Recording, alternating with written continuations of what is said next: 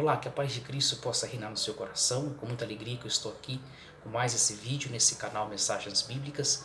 E o meu desejo é que você possa ser abençoado, instruído, que Deus possa falar com você através da simples pregação do Evangelho de Cristo. A mensagem que eu quero compartilhar com vocês aqui hoje encontra-se no Evangelho de Lucas, capítulo 15. É uma passagem muito conhecida de todos nós. Que diz assim, a partir do verso 1: Chegavam-se a ele todos os cobradores de impostos e pecadores para o ouvir. Os fariseus e os mestres da lei, porém, murmuravam: Este recebe pecadores e come com eles.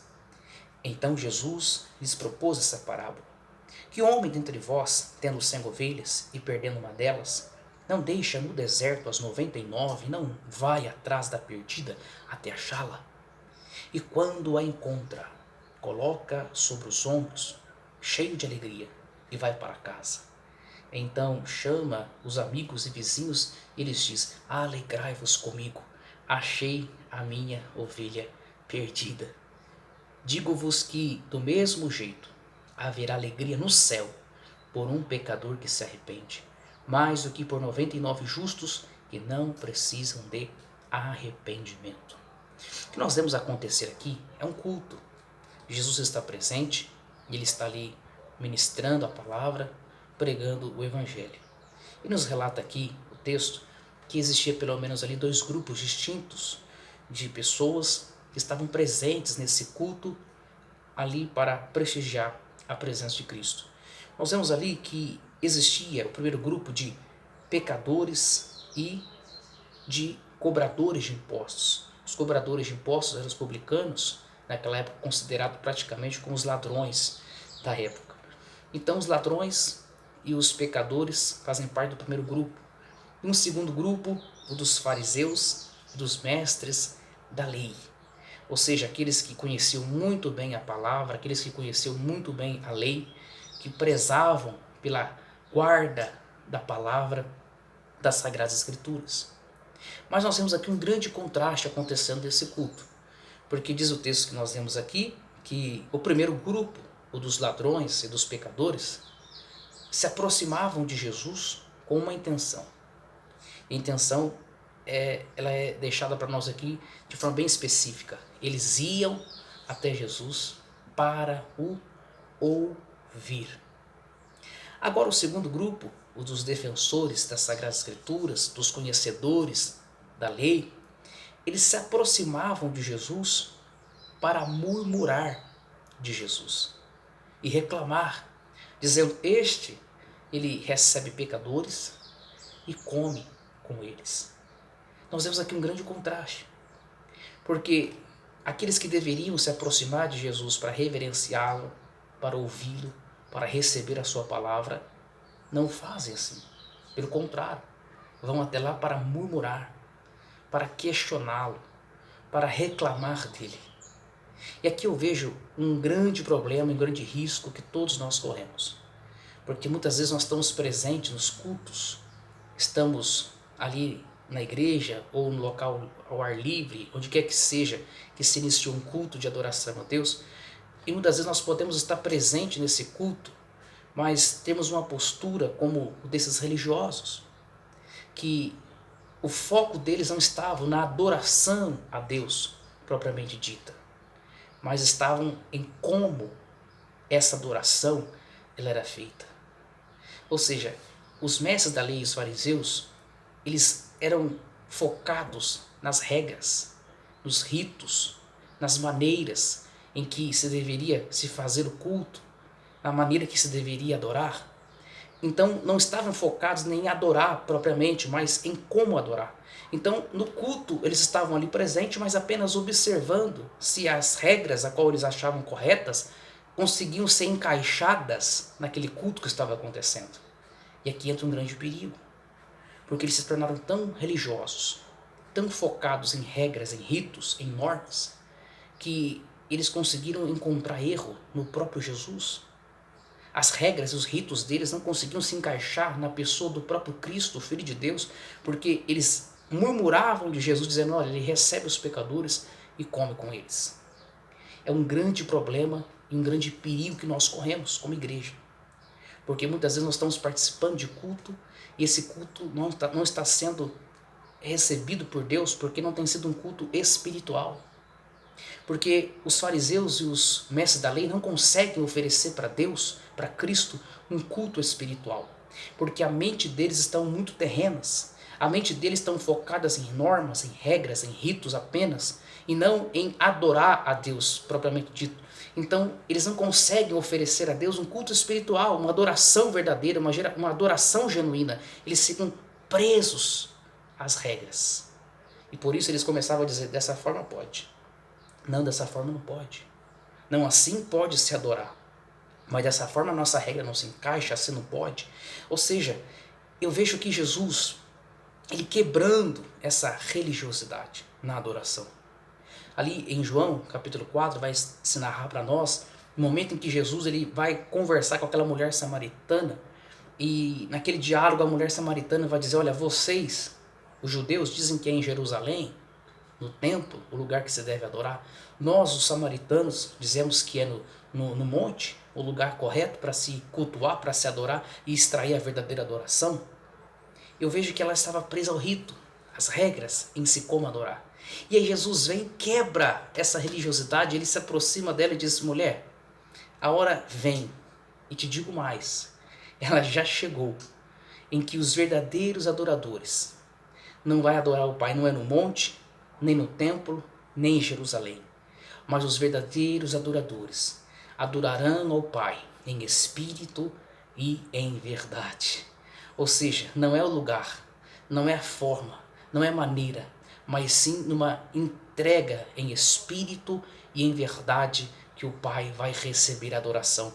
E Ele procura os tais que assim o adorem. Que nós possamos receber essa instrução de Deus. Que o nosso culto a Deus possa ser um culto espiritual, possa ser um culto focado na adoração a Deus e não focado em como se deve adorar, porque muitas vezes isso acaba prejudicando, nos tornamos religiosos, o nosso culto fica um culto carnal, fica um culto terreno, um culto que o Senhor não recebe, e é por isso que muitas vezes nós vamos para a igreja e voltamos do mesmo jeito, porque oferecemos um culto terreno, um culto de esfera natural, onde ficamos focando apenas em regras, em normas, em como que se deve, não, assim não pode, e corremos o risco de observar as pessoas ao nosso redor, ela está fazendo assim, não pode, ele está fazendo assim, não pode, mas não era para levantar a mão agora, mas não podia gritar glória a Deus agora, ou seja, nós queremos colocar regras e ver se elas vão se encaixar no culto, e Jesus está dizendo, não, eu quebro essa regra de religiosidade, o culto para mim tem que ser um culto espiritual, e a verdadeira adoração que eu recebo é aquela que os que me adoram em espírito e em verdade. Talvez eu penso que os pecadores aqui e os ladrões conseguiam se aproximar de Jesus com uma adoração verdadeira, um culto espiritual, porque talvez eles tinham consciência da sua pecaminosidade, do estado crítico de pecados, de falhas, de erros que eles possuíam. Quem sabe eles estavam ali no culto e iam somente para ouvir a palavra de Jesus, com o coração apenas inclinado em ouvir. Talvez pensando assim consigo mesmo, nós não somos dignos de estar aqui.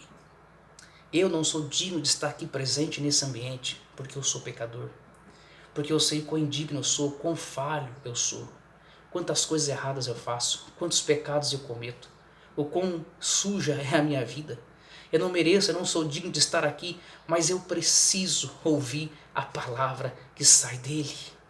Eu necessito ouvir a palavra, essa mensagem que sai da boca desse Cristo. Por mais que eu saiba que eu não sou merecedor, por mais que eu saiba que eu não seja digno de estar aqui nesse lugar, tendo esse privilégio, todavia, ai de mim se não ouvir essa palavra. Eu preciso ouvir essa palavra, porque só Ele tem palavra que concede vida eterna. E eu já ouvi falar que Ele já disse uma vez em um dos seus sermões que o médico ele só vai até aqueles que estão enfermos, aqueles que estão doentes, aquele que está são, não precisa de médico. E ele disse um dia que assim é o Filho do Homem não veio para aqueles que estão sãos, o Filho do Homem não veio para os justos, mas ele veio para os injustos, a chamar os pecadores ao arrependimento, ao qual eu me enquadro, aleluia, nessa especificação dele. Eu sou um pecador, então quem sabe assim eles se aproximavam, com o coração quebrantado, contrito, com reverência no culto, e o culto deles era um culto espiritual, que conseguia sair uma adoração sincera, pura, que o Senhor estava recebendo. Aqui é um grande contraste que está acontecendo e que bate de frente com os religiosos, porque aqui, aquele que é pecador consegue extrair para Deus uma adoração verdadeira, e aquele que conhecedor da palavra, defensor das Sagradas Escrituras, não consegue extrair essa verdadeira adoração a Deus.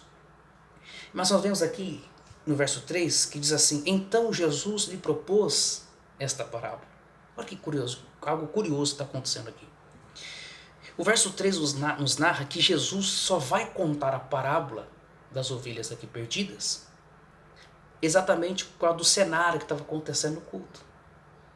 Jesus estava ali observando o culto, o que estava acontecendo no culto, e mediante o cenário e o ambiente que estava no culto, Jesus envia então aquela mensagem, ele conta essa parábola, ele vai trazer a palavra mediante a circunstância em que estava acontecendo o culto.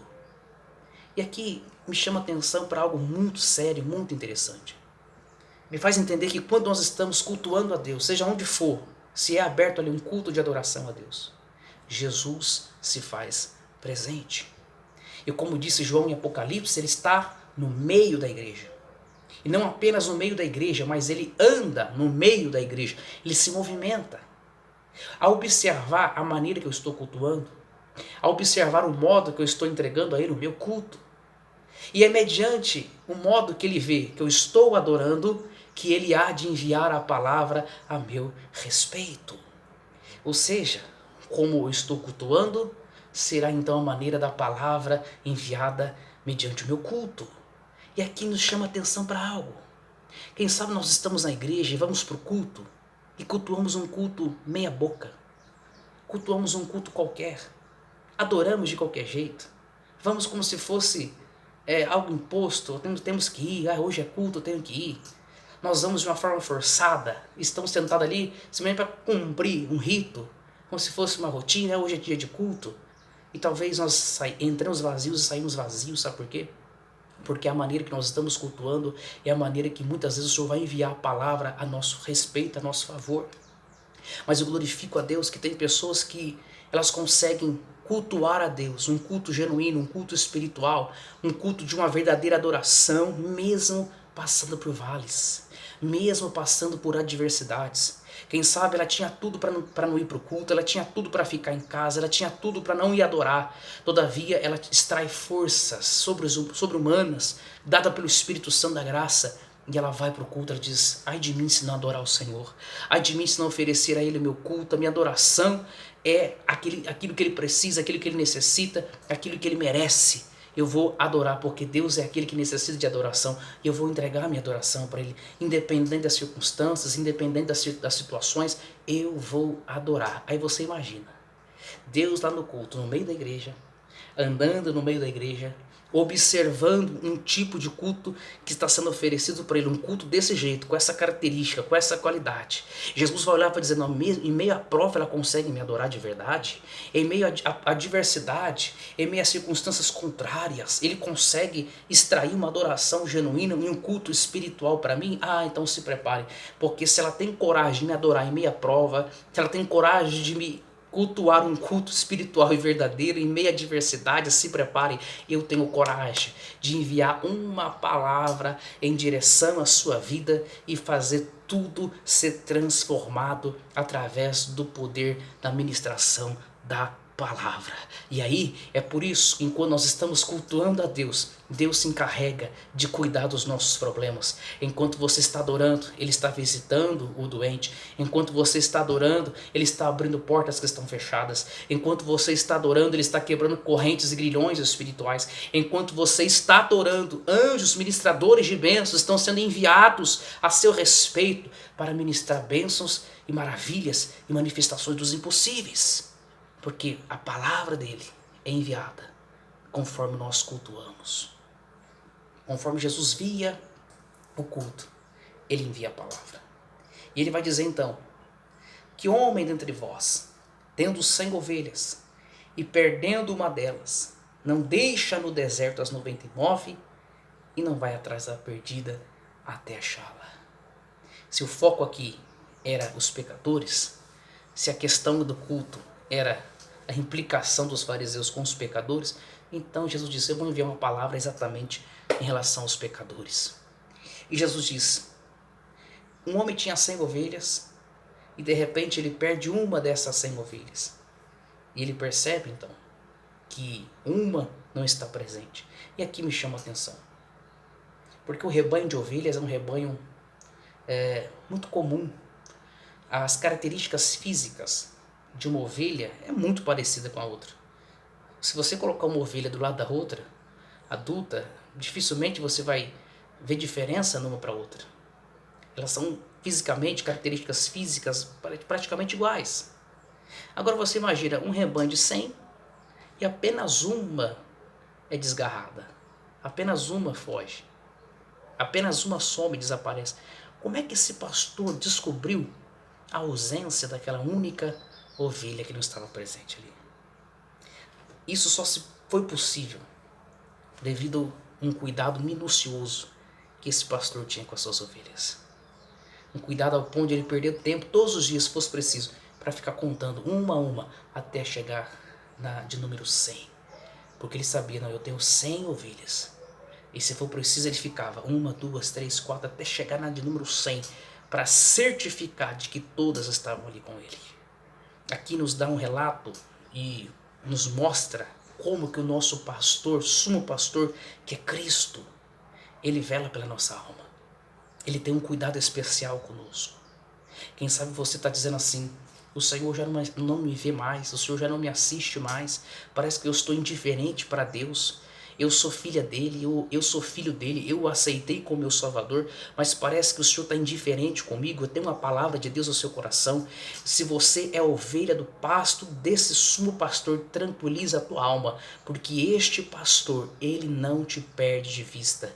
Esse pastor que é Cristo, o pastor das nossas almas, o bispo das nossas almas, esse pastor, ele tem um cuidado minucioso conosco. Ele sabe exatamente quais são aqueles que lhe pertencem. Se você abriu teu coração, se entregou a eles, fique tranquilo, você faz parte do pasto dele. Você é de número 100, você tem um número específico para ele, porque vai dizer a palavra que agora, porém, assim diz o Senhor que te criou, Jacó, que te formou, ó Israel. Não temas, porque eu te remi, chamei-te pelo teu nome, tu és meu. Ou seja, quando recebemos a palavra, entregamos a nossa vida à palavra, nos tornamos uma ovelha desse sumo pastor que é Cristo. E o cuidado dele para conosco é um cuidado nos mínimos detalhes. Grave isso no seu coração. Deus não te perdeu de vista. Você é uma ovelha dele. E é interessante, porque quando ele percebe que aquela uma foi-se embora, desgarrou, diz o Jesus aqui no texto, ele vai e deixa no deserto as 99 e vai em direção a outra e busca até achá-la. Aqui é algo glorioso, mas ao mesmo tempo assustador, de grosso modo, quando nós lemos aqui. Porque se até agora eu tenho visto um cuidado minucioso de Jesus comigo, como ovelha dele, por que agora parece que ele deixa as 99 no deserto? Parece que é à mercê a qualquer circunstância, e vai e dá atenção somente para aquela que sumiu e que foi desgarrado. Então parece que as 99 não tem tanta importância, porque ele deixa no deserto e vai atrás daquela que se perdeu. Mas entenda uma coisa, a palavra aqui, deserto, ela significa uma região não cultivada, própria para pastagens. Não é o deserto que nós estamos pensando ou imaginando. No original, essa palavra significa um lugar que não é terra cultivada, não tem plantação. Ela é própria para pastagens. Ou seja, o pastor aqui da parábola, como um bom pastor que era, ele deixa as 99 em um lugar onde há muita pastagem. Ele deixa as 99 em um lugar, esse lugar deserto, um lugar característico também de um lugar protegido, com ausência de lobos, com ausência de movimentação estranha, ou seja, um lugar protegido.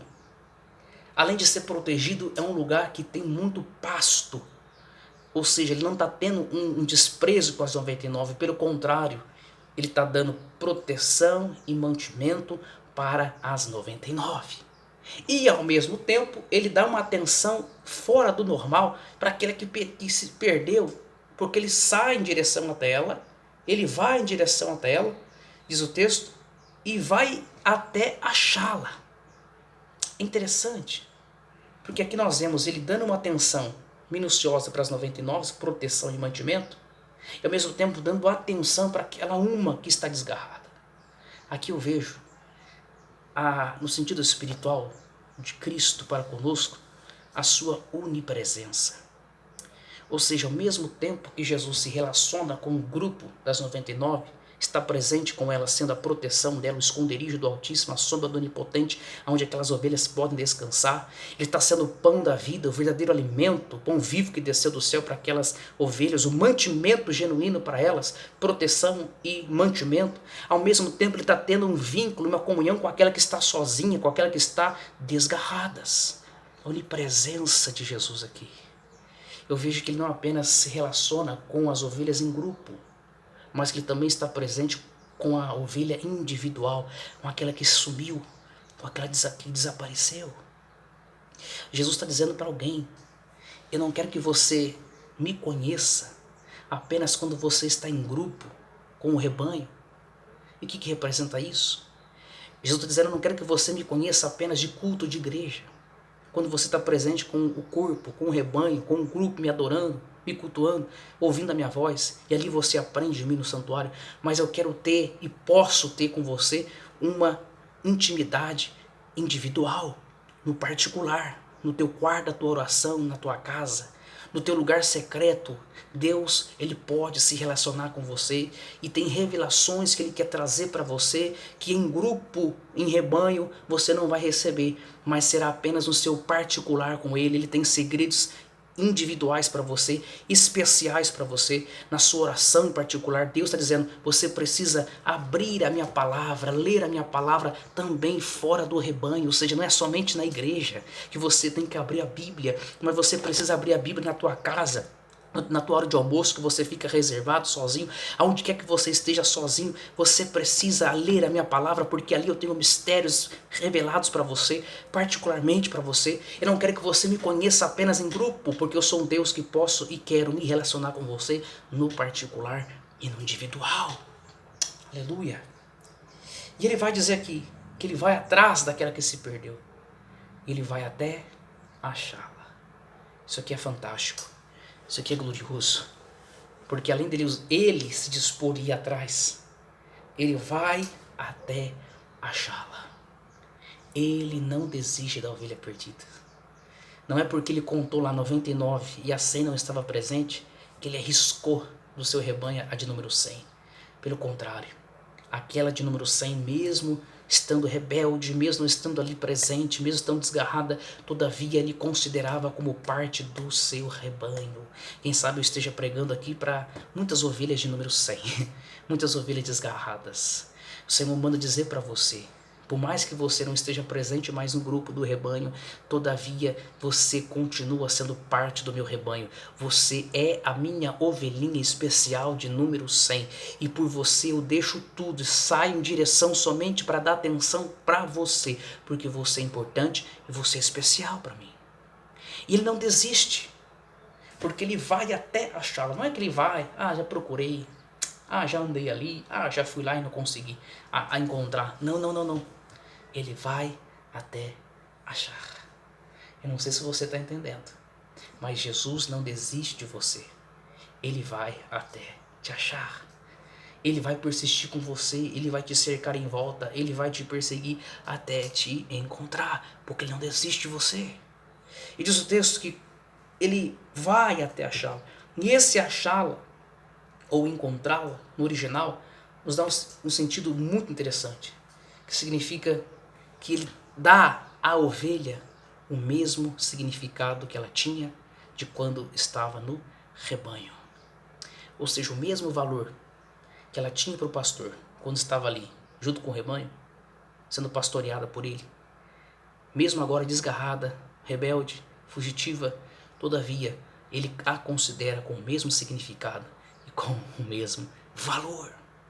E diz o texto que quando a encontrar, coloca sobre os ombros cheios de alegria. É glorioso porque quando o pastor aqui encontra a ovelha, ele poderia ter uma atitude diferente com ela.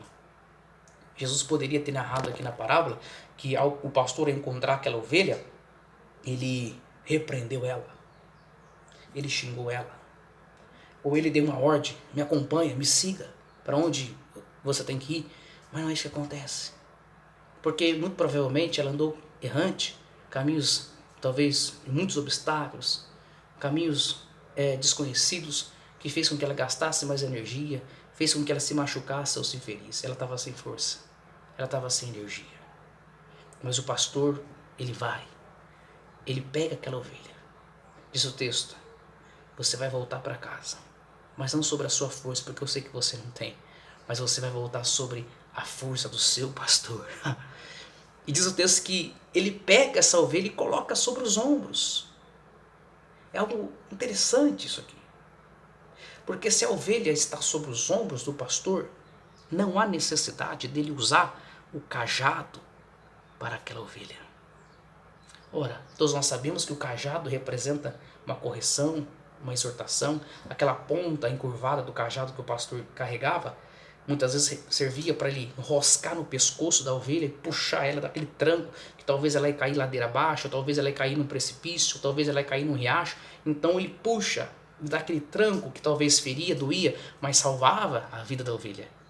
O cajado representa exortação, correção, repreensão. Mas é interessante que, uma vez que ela está nos ombros, não há necessidade de se usar o cajado.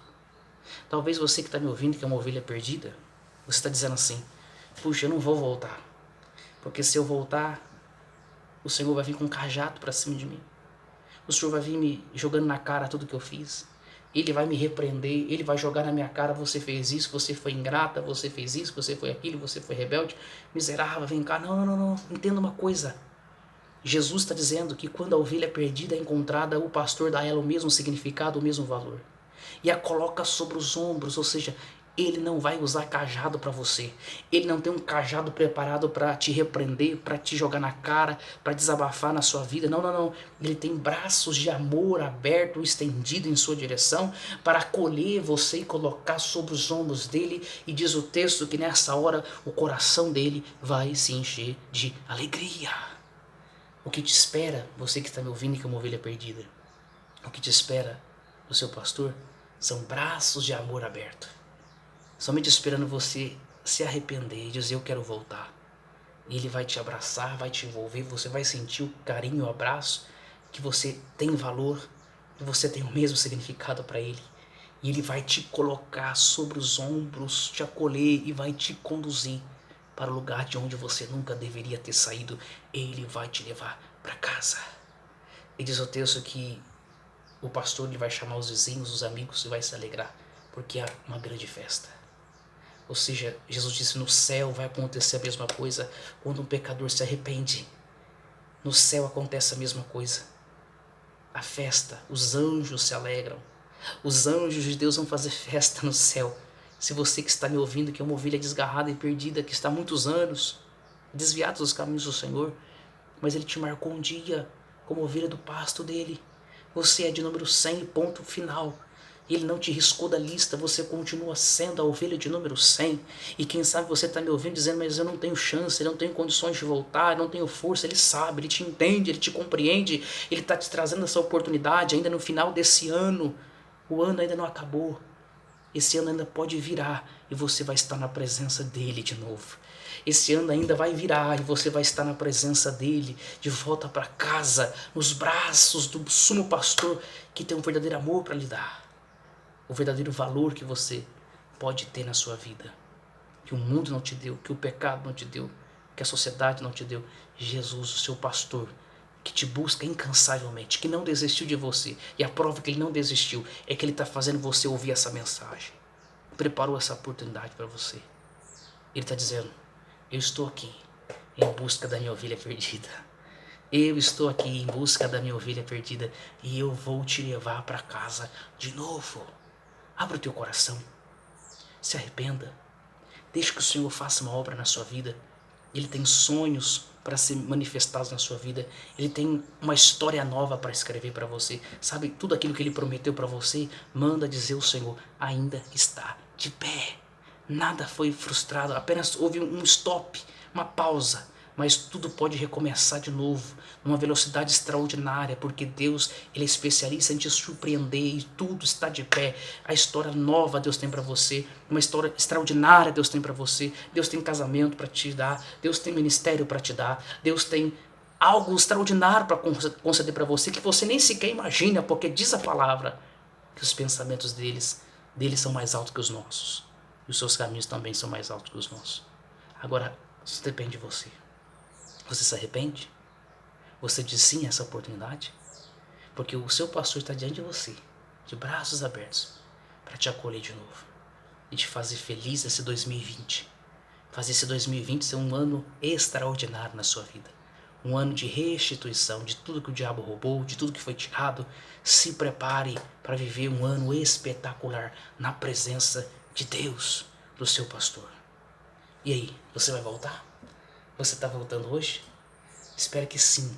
Toma essa decisão, toma essa atitude.